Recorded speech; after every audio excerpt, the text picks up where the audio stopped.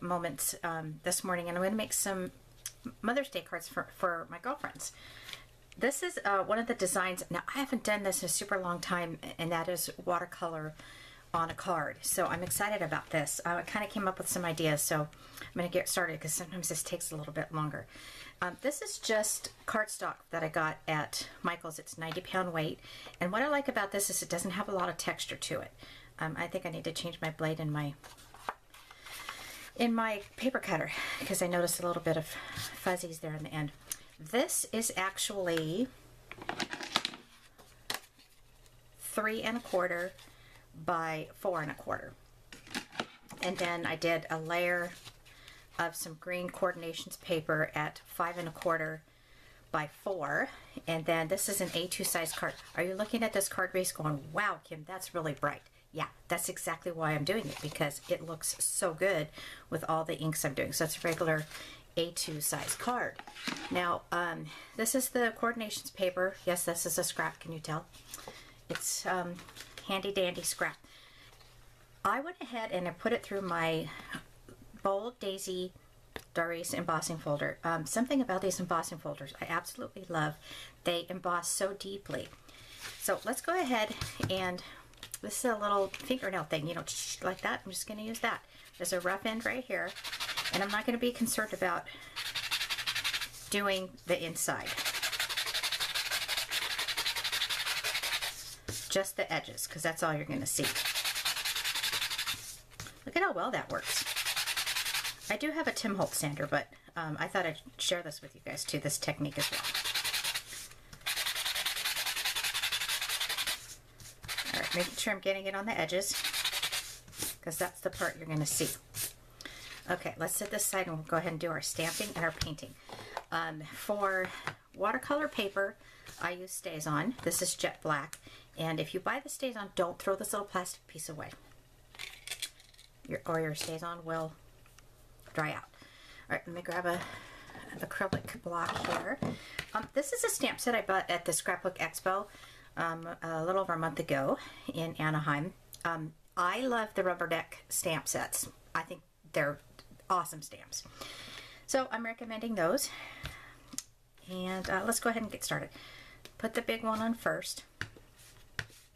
I'm going to put this aside too, just in case I decide to go crazy and I don't want to get anything on this.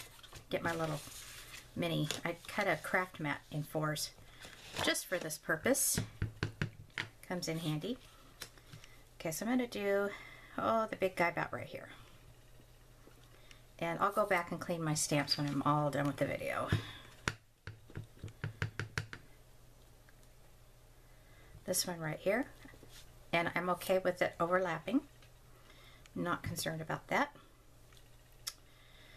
Oh, we'll put this small to medium size one here. And then I'm going to put the Happy Mother's Day stamp. I'm going to get that right here. Just so that I don't stamp over it. That's going to go, whoops, right there. And we'll go right here. I'm trying to think if I want to put one right there. Is that going to be overkill? No, I'll leave it. Alright, so let's get that, set that aside, cover up the ink. We'll get started in painting this. Now I'm going to be using Tim Holtz Distress ink. Oh, my computer was talking to me there. And I'm going to go ahead and start out with some mustard seed. Oh, I need to stamp that, don't I? I gotta slow down here, people, because I'm dropping things. That's what I do when I'm in a hurry. And I am concerned about that little thing right there. So I'm going to wipe that off, and I'm going to put my Happy Mother's Day. And this Happy Mother's Day stamp, oh, that didn't stamp too well, I'll have to go back with my Sharpie, is from the Hero Arts. And I've had the stamp forever. Ever. Oh, my Sharpie. Alright, I will have to, oh, there it is. Yeah, sometimes that happens, you know. Especially, I normally put a little stamp pad underneath that, and then it doesn't, nothing You know, I'm going to hold off because I don't know how this is going to work with water. I don't want it to smear. Okay, back to this. I got my little scrap watercolor paper here, and I'm just going to go ahead, put a little bit on my acrylic block, and I'm going to water a little bit of it down, not the whole thing, because this will be the light part, and then this will be the darker part. And I'm just going to go in and color the petals. I'm not going to be like, oh my gosh, I'm out of the lines. I'm not going to be concerned about that. That's the character of the card. I'm using several different kinds of colors of the distress inks on this card. I love to watercolor. I don't know why I don't do it more often. I have a couple of pictures that I've painted over the years. I think I lose my patience because, you know, it does take time to do, you know, landscape picture or whatever. And I'm like, oh, I'm still doing this picture. Oh my gosh. And then it never gets done. Or, you know, I get interrupted in my creativity. Gets interrupted. I guess that's the word I'm trying to come up with. Oh, come back there. All right, now I'm using up the little squirt of water so you can see the colors are turning a little bit different color. All right, grab a wipey here, and I'm just gonna kind of wipe off my paintbrush. I'm not real concerned about it being perfectly clean, not at all. All right, let's go ahead and put in some peeled paint. No, not yet. Ooh, we want to put in some wild honey.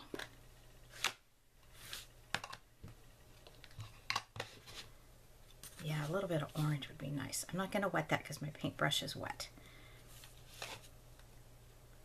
And I have to be super careful here because I just realized I've got distress ink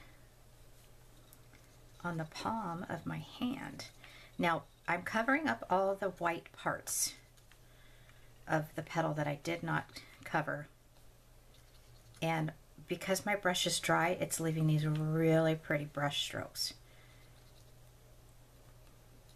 It's really adding character to the petals of this flower. I don't know why I have to hold this. It's such a goofball sometimes.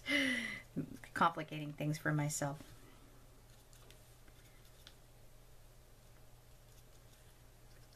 Oh, very nice. Okay, I am going to go ahead and add a little bit. So that's wild honey. I don't think I've used this color yet. I think that's a new one that I just bought.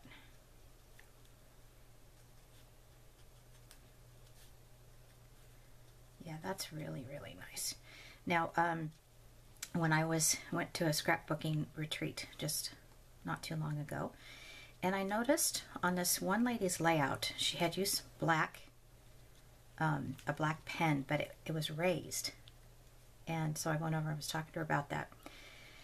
And she was so kind. And I don't know if Melanie actually is a subscriber to my YouTube channel or whatever, but thank you very much. I'm about to use the pen, so I'll show everybody how that works out. I'm going to use it for the inside of that. What do I want to do next? Let's put some spice marmalade in there. Did we not just use that? Yeah, we did. Okay, that's okay. Because now I've got it really, really bright. Yeah, oh, it's so pretty. It's so pretty, so pretty. Not too much of it because I'm taking away from the yellow that I want to. Oh, jeez. Sorry about that. It's going to be begin. Give me 1 second. I just want to turn off my phone. Ugh, I'm so sorry. That's so tacky. I'm sitting here doing a video and I'm messing with my iPhone. Okay. Oh, let's blend this in a little bit. Yeah, pretty, pretty, pretty. Okay. I'm going to be using that again. Okay. Let's do the background. And, the middle too. I'm going to use this. I was going to use Mowed Lawn, but when I was messing around with the colors, I thought it was a little bit too bright. It wasn't doing it for me. Give it a little spray. This one is peel paint.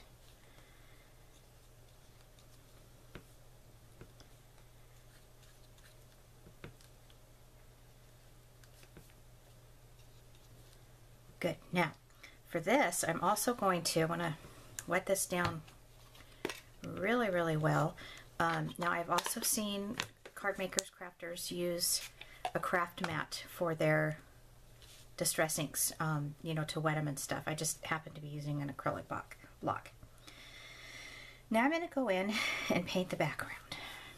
Now I want to keep my brush really, really wet with this. And yeah, I'm going to go ahead and go over the flowers. Not a big deal. I want it to be light though. I don't want it to overtake the whole card. And you can do this two different ways. You can do it like this, or you can stamp each of the flowers out onto some masking paper and you know, fussy cut those out and lay those down over your stamped image, and then just, you know, brush over the whole thing and then lift up that. Or in this case, it's working out just fine like this. Okay, now it's going to need some time to dry. I do have to go back and do my stamp there.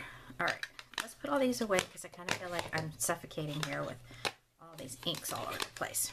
And we can let that dry and start putting the other part of the card together. There it is. Take this away so nothing gets wet. All right, I'm going to use glue. I think glue will be fine. And put it on the edge so that it stays down on the edges. It doesn't lift up.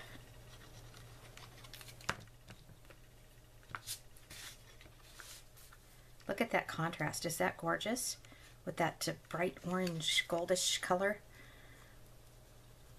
This is actually Recollections cardstock. And I had it for a super long time. So I loved the color of it. Just kind of moving it because it looks kind of crooked down there. And then let's see if this is dry. Yep, all right, let's see if I can fix this stamp. Sometimes this happens.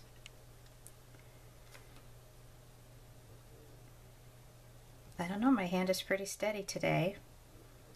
Another thing you could do here if this happens is if you have a Stamp-A-Majig, you could use that and correct this. Or, oh, there's that new thing out now.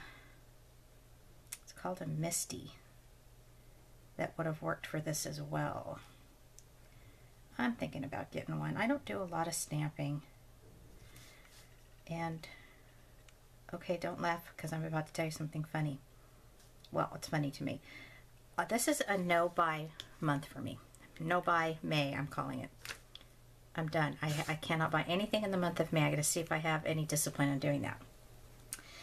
Okay, I'm thinking that the background is looking a little boring, so I'm going to go and try to do some brush strokes in here. That's too dry. Let's try this.